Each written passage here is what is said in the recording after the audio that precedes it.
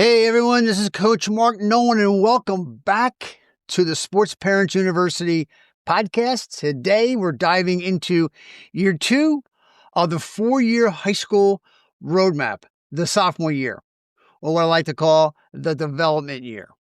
So look, if you listened to last week's podcast, this one is going to be really more difficult to think about, not being serious about. If freshman year is the foundation, the sophomore year is the framing, the wiring, the plumbing, and basically the load-bearing structure of the entire house.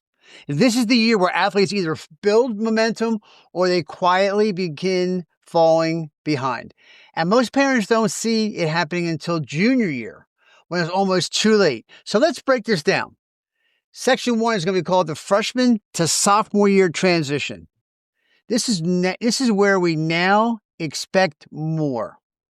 Unlike the huge, shocking leap from middle school into high school, the sophomore transition is quieter, but far more important. And here's what happens behind the scenes. Coaches expect maturity. Responsibilities increase. You might even have a car, you might have a job. Competition gets real. Strength expectations rise. Social pressure kicks up. Academics get harder. Playing time does matter. And college timeliness begins. And here is a line parents need to hear. Sophomore year determines whether junior year becomes a launch pad or a rescue mission. So let's unpack it. In section 2, we're going to talk about what athletes experience as sophomores and take it from one who works with a lot of sophomores every year. Sophomore athletics suddenly realize freshman learning year grace is over. Their body is changing fast. They're expected to take initiatives. Varsity starts to become a realistic goal. Coaches watch them differently. Skill gaps begin to show.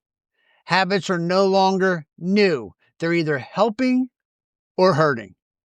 This is the year where athletes think they're improving, but many actually stall. I call it the sophomore stall out. You know what they do? They repeat the same workouts, the same habits, the same level of effort, and expect junior year results. And that never happens. And you know what, parents? In section 3, this is what you're going to experience with your sophomore athlete. This is the year where you as parents begin to notice GPA trends, academic struggles, social distractions, increased attitude or fatigue, and real competition in sports. Other families are spending money on private coaching, club sports overlapping with school sports, recruiting chatter starting, and their athletes' weaknesses becoming more visible. Look, sophomore year is for the first time parents are starting to ask, do we need to take this more seriously? Yes, this is the year to take it seriously. And in section 4, I'm going to talk about the multi-sport myth. And I'm going to talk about my personal story and others. But this is really about more the educational but empathetic side for you as well. You've probably heard the National Federation of High School Sports talking about, 80% of athletes play multiple sports. And look, I'll be the first to tell you, I played 3 sports in high school: soccer, football, and I wrestled varsity my freshman and sophomore years while also holding a job to help me train for football and soccer like many of us did back in the day.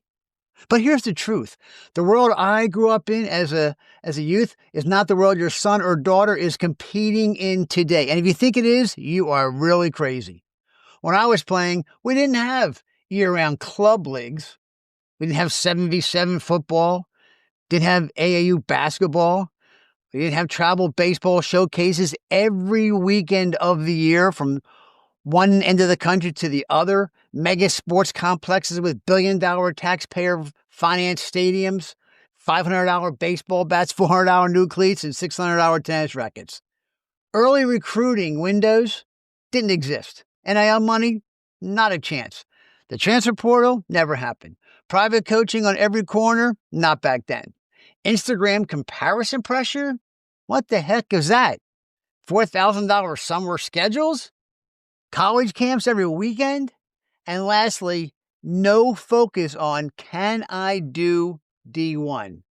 Heck, the NCAA didn't even have the divisions in college set up until my senior year in high school in 1973. So look, the 80% statistic was built in a world that no longer exists.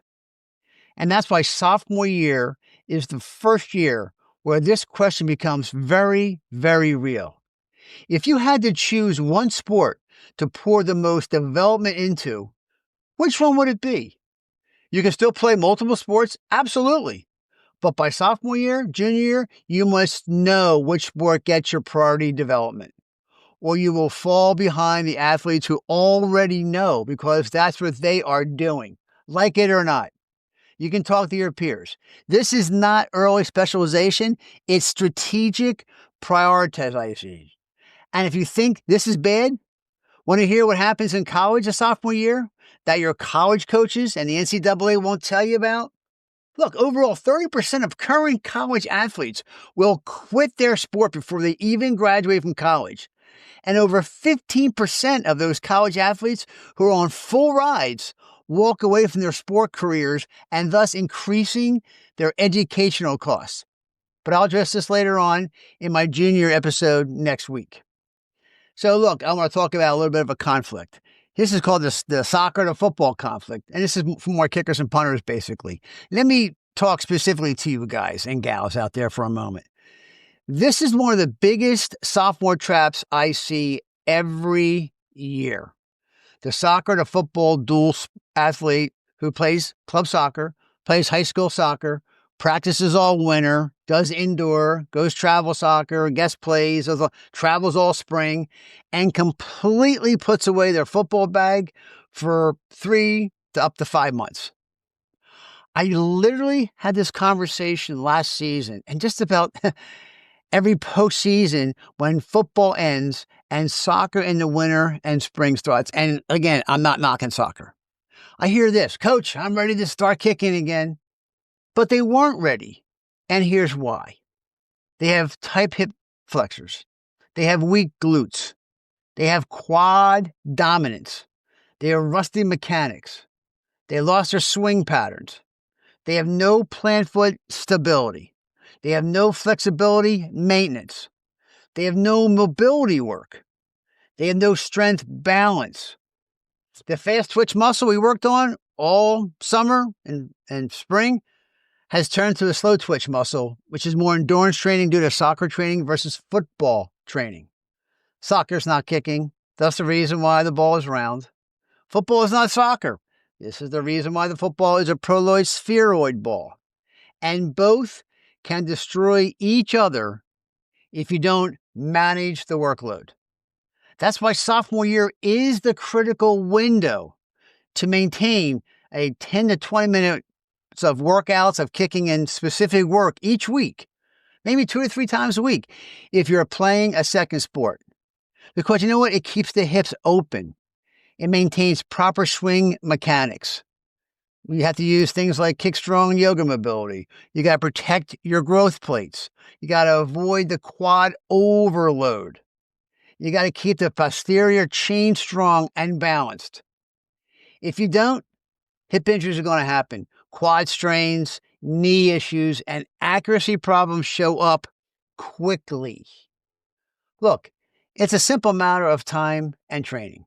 For instance, let's say you're playing on this high school soccer or a club soccer team, and you're practicing and then playing games 1 to 2 times a week.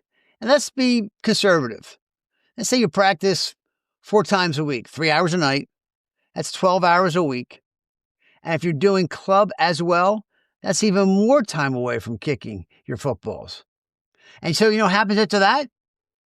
Let's say that you don't even pick up a football until April when the soccer season ends. Well, guess what? That's 48 hours a month times 4 months. That nearly 200 hours you've gone away from memory muscle we built in football season. And then all of a sudden, you come out in April and think, I'll just kick the dust off where we were from just last season. Well, guess what? your memory muscle does not work that way.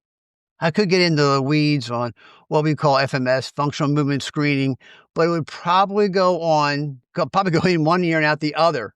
But I did write a whole chapter about this in my book, but here's just a snippet of what we call FMS. FMS stands for functional movement screening. And sophomore year is the perfect window for athletes to get their first functional movement screen. And you know why? Because the sophomore body is changing faster than any other time in high school. And what does FMS do? Well, it identifies a couple of things. It identifies hip mobility issues. It identifies tight quads and hip flexors and ankle instability and core weaknesses and left-right asymmetry and rotational imbalances. Of course, there's risk patterns it brings up with and injury red flags. This single tool can prevent groin pulls, hip flexor strains, hamstring issues, lower back pain, plant foot issues, and even overuse injuries. A sophomore athlete who gets FMS is ahead of 90% of their competition. That's all I'll just say that. It's pretty quick. And if you want more information on FMS, feel free to give me a call at 678-200-7540 or my email at mnolan@thekickerzone.com. Lastly, we're going to talk about academics. The GPA trend locks in. Here's what families don't realize. Sophomore year is the GPA inflection point. Freshman year gave us the starting numbers, but sophomore year shows us the trend. Are grades rising? Are they falling? Are they flat? Are they becoming an issue? Are patterns being formed? Is rigor increasing or decreasing? Because this is the year to build academic scaffolding if we're talking about the foundation. And here's some things we can introduce. Khan Academy for math gaps, weekly study blocks, targeted tutoring, essay writing support, organization and planning tools. And parents, this is the year to correct academic weakness, not the junior year. And guess what happens when you get to college and play sports? Do you think you'll just be hanging out at the frat house thinking this is just like Animal House and don't have to study? Man, if you think that, you really don't know what college is all about. But here in Section 8, we're going to talk about the athletic development, which is the year of growth. Because this is the year the athlete's body finally becomes transforming. But it only transforms if they train correctly. They avoid ego lifting, especially in the weight room, and you know what I'm talking about. They maintain flexibility. They fix their mechanics. They build real strength. They focus on recovery. They sleep. They eat right. They follow structure. Because strength matters, but form matters more. Mechanics matter, but consistency matters the most. This is where Kick Strong Yoga becomes a massive advantage. It gives you some great hip mobility, core stability. It gives you flexibility. It gives you balance. It helps you with injury prevention. Because sophomore athletes who lock this in become varsity ready by junior year. Next section we're going to talk about is about the film, because film does begin to matter for the first time. Sophomore film is not a recruiting film, but it is an evaluation film. This is the year to build the first real highlight. Keep it short, keep it high quality, include only the best clips. No slow motion, no hype edits, no funky music going inside and out. And understand how coaches watch film. They evaluate the mechanics. They compare year 1 to year 2 improvements. They want to see how you're growing. They want to see sophomores must learn how to study film like a coach, not like a fan, because it's not about the followers in this area. And this is where we're going to talk about communication and leadership in this section. It starts to emerge. Sophomores must begin to start speaking, not texting, to coaches. Start asking questions, taking feedback, initiating communication, leading from the middle, and demonstrating maturity. And yes, advocating for themselves, because this prepares them for junior year and for junior year recruiting calls. Next section, we're going to talk a little bit about how exposure really begins, but strategically. See, sophomore year is the first year where exposure matters, but only the right exposure, not these super duper crazy mega camps. Ranking camps are good, but don't get focused on them too much. Don't get focused on the hype camps or the showcase chaos.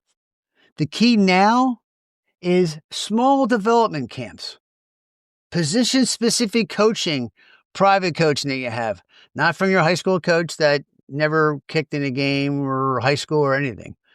Seek out some private instruction, learning from experienced coaches, evaluating where they stand, identifying some competitive gaps, because this is where the athlete learns the truth. The truth about who they really are as competitors. And parents, the parent role here is really, I'm asking you to become like a manager and a mentor, because this is also your transition year too.